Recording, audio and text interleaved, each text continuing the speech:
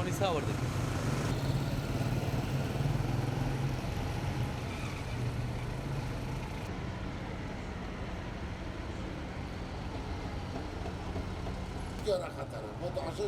اینی دا پید حسنات با دهریان دال دیر زوره لرق داعش خلای خود دیسا تفتوب دکه مزن دکه کبری خواب کوبانی ده هجوم کوبانی که بینا 10,014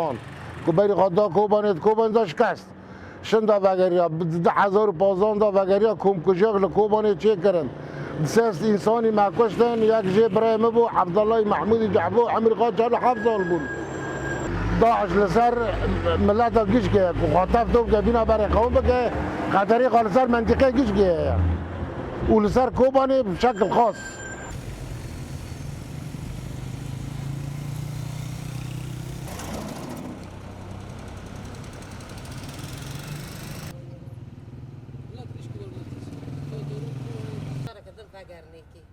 ام ترسن دسا وگره لرقن ها برخواده ده ام ترسن دسا وگره کوبانی تمات کوبانی داشکست هین درد خواه کوبانی خوازه جاره کده وگره هی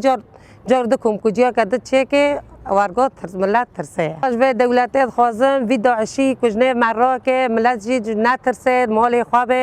ملت ترسیه نویره را کوه نویره او به زاری کشتن پیا کشتن جنگ کشتن ملت ترسه جاردن دسا وات تشتا چه ببه که کوه چاقا کوه رقه دسا داعش فلتیه لفکوبانی ملت ترسیه نویره را کوه یک لقیپت خیلی نویره وکن ترسه لینو ترسن تمام چرا بر در دین ترسن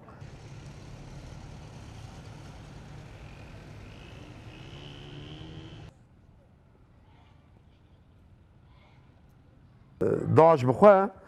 دغازه چه بکه گلی کرد هوایی بس کوبانی بالاخص جبر کد کوبانی دشکست دغازه وگره کوبانی یعنی اگر که واد داعشی میهانه در و داعشی لجامع گرتی دولت اروپا دولت در و گشکی اگر که بفلتن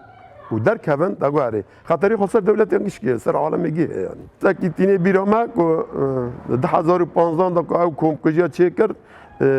پرمال هبون 12 ایسان دبن کیره را درباز کردن زاروک پیر کال جن دبن کیره را درباز کردن او تینی بیرامه اوت مترسی تینی بیرامه کم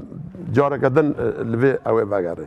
یعنی امجی بانگ خواهد کنه دولت آنگش کی دنیا گی ام بیم برا جاره کردن داعش نو نبه